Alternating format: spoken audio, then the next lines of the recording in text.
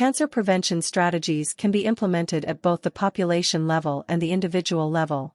These strategies aim to reduce the risk of cancer by addressing various risk factors. Here are some steps that can help minimize the increase of cancer.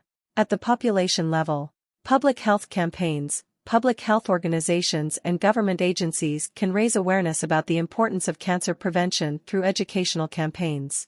These campaigns can focus on lifestyle changes, early detection, and vaccination, e.g., HPV and hepatitis B vaccines. Tobacco control, implement and enforce policies to reduce tobacco use, such as higher taxes on tobacco products, comprehensive smoking bans, and graphic warning labels on cigarette packaging. Healthy eating and active living, promote a healthy lifestyle through public health initiatives that encourage people to consume a balanced diet, engage in regular physical activity, and maintain a healthy weight. Cancer screenings, encourage routine cancer screenings for early detection, such as mammograms, Pap tests, colonoscopies, and skin examinations. These screenings can detect cancer at an early and more treatable stage.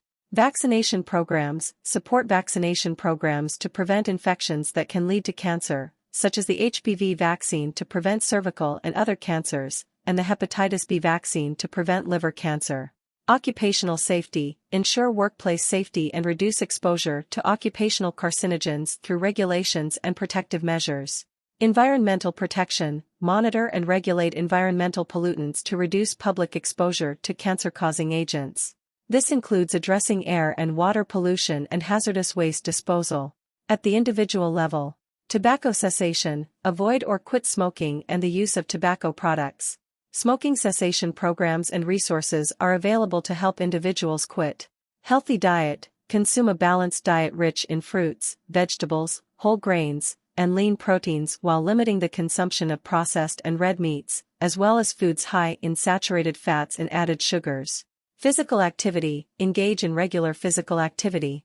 Aim for at least 150 minutes of moderate intensity exercise or 75 minutes of vigorous intensity exercise each week. Limit alcohol. If you consume alcohol, do so in moderation. For cancer prevention, it's generally recommended to limit alcohol intake or avoid it altogether. Sun protection, protect your skin from excessive sun exposure, use sunscreen, wear protective clothing, and avoid tanning beds. Infection prevention, get vaccinated against infections associated with cancer risk, such as HPV and hepatitis B, practice safe sex to reduce the risk of sexually transmitted infections. Screenings, follow recommended cancer screening guidelines based on age, sex, and risk factors. Regular screenings can lead to early detection and improved treatment outcomes. Know your family history, be aware of your family's cancer history, as certain cancers may have a genetic component. Discuss this history with your healthcare provider. Healthcare check UPS, schedule routine checkups with your healthcare provider for general health assessments and discussions about cancer risk and prevention. Environmental awareness, minimize exposure to environmental toxins and pollutants by taking precautions in your home and workplace. Remember that cancer prevention is a lifelong process that combines a healthy lifestyle with regular checkups and early detection efforts. It's important to consult with healthcare professionals for personalized recommendations and to stay informed about the latest cancer prevention guidelines and strategies. The impact of changes in the quality of food, including the use of chemicals, hormones, and genetically modified products, on health and disease is a subject of ongoing research and debate. While the relationship between these factors and cancer or other diseases is complex and multifaceted, here are some of the key considerations. Chemicals and food additives. The use of synthetic chemicals and food additives in processed and packaged foods has raised concerns about potential health risks. Some of these additives have been linked to adverse health effects, including allergic reactions and, in some cases, carcinogenicity. It's important for regulatory agencies to monitor and assess the safety of food additives and set acceptable limits for their use to minimize potential risks.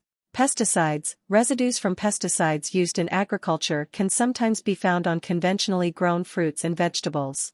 While the levels are generally considered safe, there is ongoing debate about whether long-term exposure to low levels of pesticides may contribute to cancer risk.